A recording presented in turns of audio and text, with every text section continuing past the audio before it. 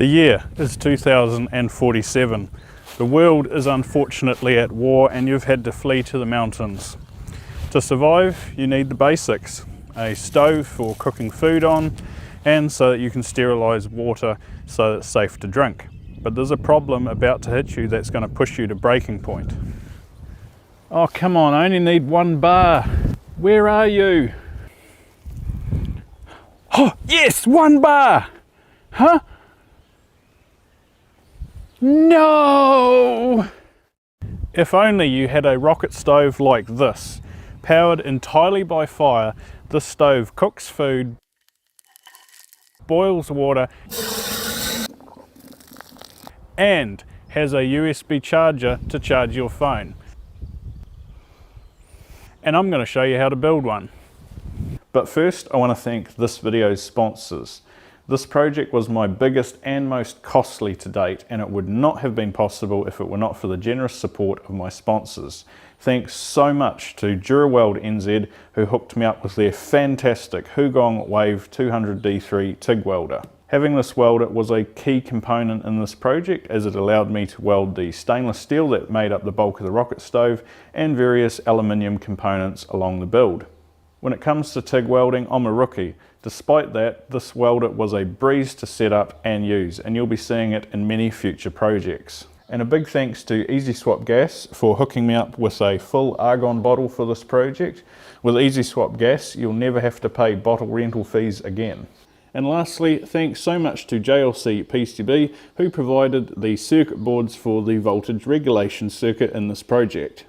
They offer fast production time as quick as 24 hours from ordering to your order being shipped worldwide, and ordering is as simple as uploading your Gerber file and choosing your design preferences. Order 5 PCBs from as little as $2. So how well does this stove perform?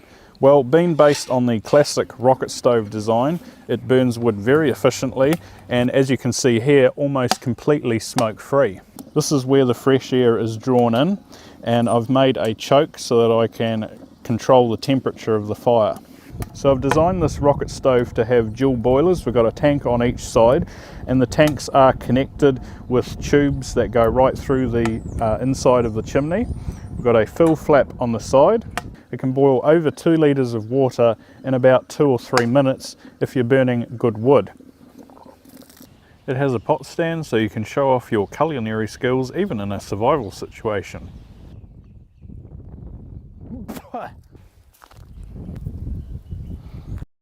Nope. And thanks to 9 thermoelectric generators, it can produce 1 amp at 5 volts to charge your device. More on that later. Or at night you can plug in an LED light for extra lighting so you can keep knitting after dark. Hunting after dark. Now you might be thinking to yourself, you've just gone and reinvented the wheel. If I was in a survival situation, I could just use one of these, a solar charger for a mobile phone. And that's true, these do have advantages. They're cheaper and more portable than the stove I've built. But importantly, you're at the mercy of the weather. When I plug the solar panel into my phone on an overcast day or a rainy day, it just doesn't charge my phone. And that's where the stove has a big advantage. It'll work in all weather conditions and even at night. So how does this thing generate electricity from fire, or in other words, heat? Well, it does it using these. This is a TEG, or thermal electric generator. How does a TEG work? Well, if you throw the whole thing in a bag of ice and cool it down, you won't be generating any power. And if you heat the whole thing up with a blowtorch, you still won't be generating any power. So how do you generate power with a TEG then? Well, that's a great question, and it's all about temperature difference between both sides of the TEG. If we're able to keep one side of the TEG cool while keeping the other side hot, we then have a temperature difference across both sides and we generate power. The greater the temperature difference, the more power is produced. Take this setup for example. We've got a candle heating one side of the TEG and an ice cube cooling the other. We've therefore got a temperature difference across the TEG, and as you can see, we're generating a small amount of power. Now this small amount of power is nowhere near enough to do something useful like charge a mobile phone. For that we're going to need a greater temperature difference and a lot more TEGs. So that's why my rocket stove has 9 TEGs in total, so it can produce adequate power for charging a mobile phone. and the tags are cooled passively by these heat sinks I have mounted to them, and the hot side of the tag is mounted to an alloy bar which absorbs the radiating heat produced by the fire. All the information for this build, including diagrams, circuit board files and components, can be found through a link in the video's description below. But now let's get right into the build. Cue the moustache. Dang it, I meant montage. Cue the montage. Here we go, just watch.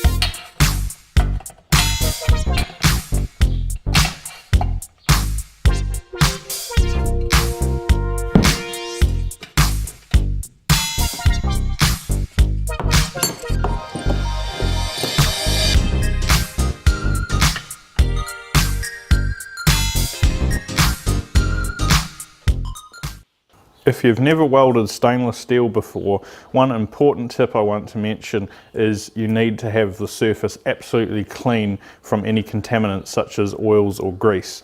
So to clean all my stainless steel that I'm going to be welding, I'm going to wipe it down with acetone using a microfiber cloth.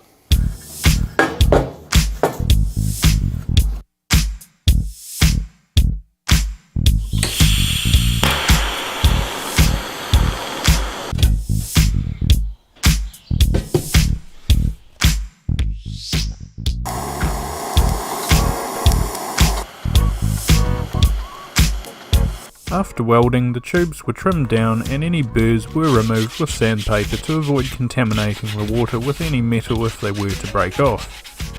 The studs that secure the heat sinks were screwed into the metal and then welded in place.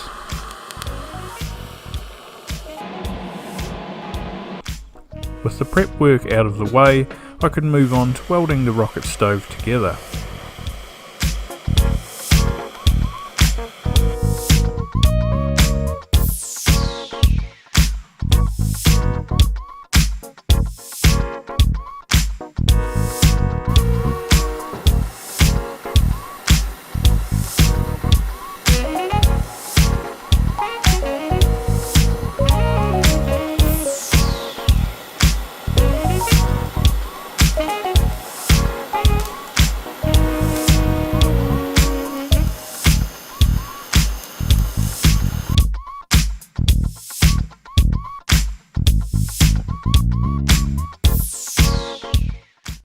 I had this choke laser cut from 3mm stainless by my good mates at CPS in Taupo.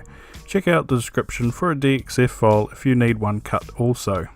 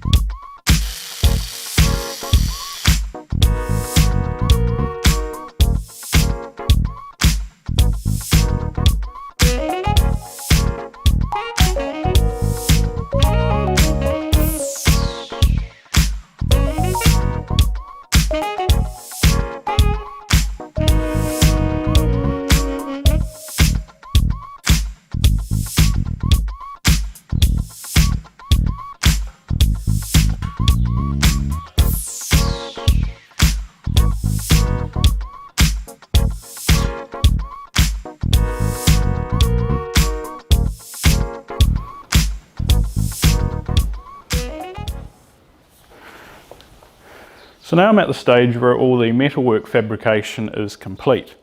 Before I move on to installing all the electronics, I first want to light a fire and make sure that the rocket stove performs how I expect. Now, because I've chosen to make my rocket stove out of stainless steel, I'm expecting to get some really interesting oxidization colours happening as the fire heats up the stainless steel. So let's give it a try.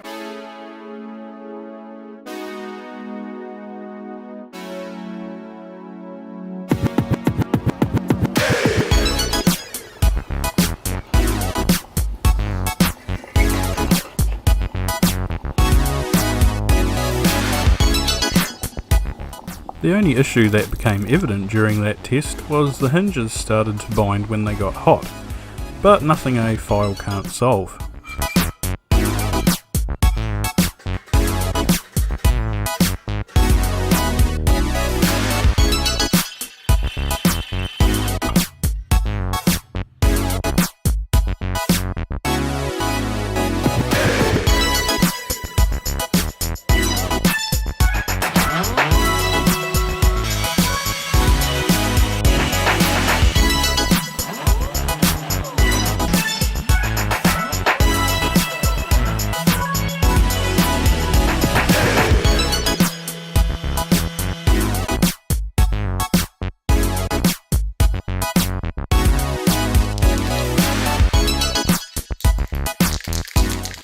One issue I hadn't counted on was the box section had warped during welding.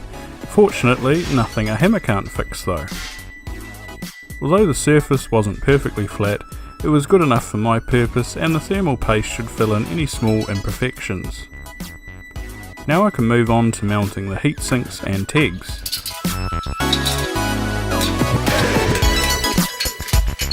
I also installed a fan to see what effect that would have on the power output.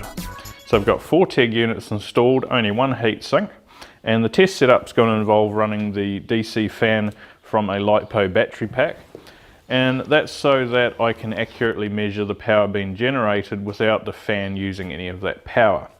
Now, to measure the power being generated, I'm going to connect in series 2 8 ohm resistors, giving me a total resistance of 16 ohms. And by measuring the voltage across the 2 resistors when connected up to the TEG units, I'll be able to measure how much power has been generated.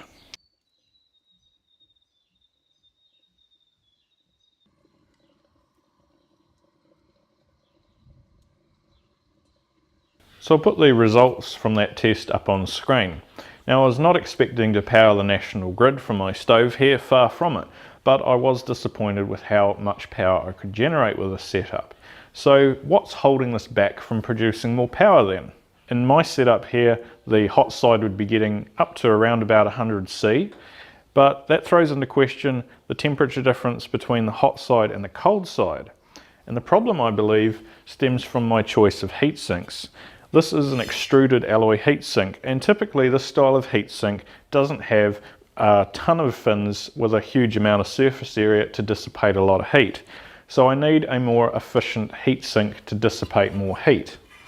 Now, it's tricky finding a heatsink large enough to cover all of my TEG units.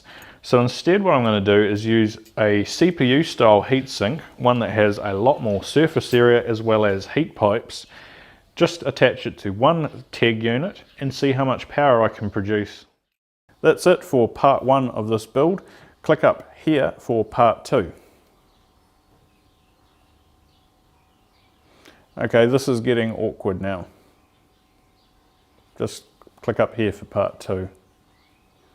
So how was your day? Yeah, I've spent most of mine waiting for someone to click on part 2 up here. So far it's been a bit of a bore.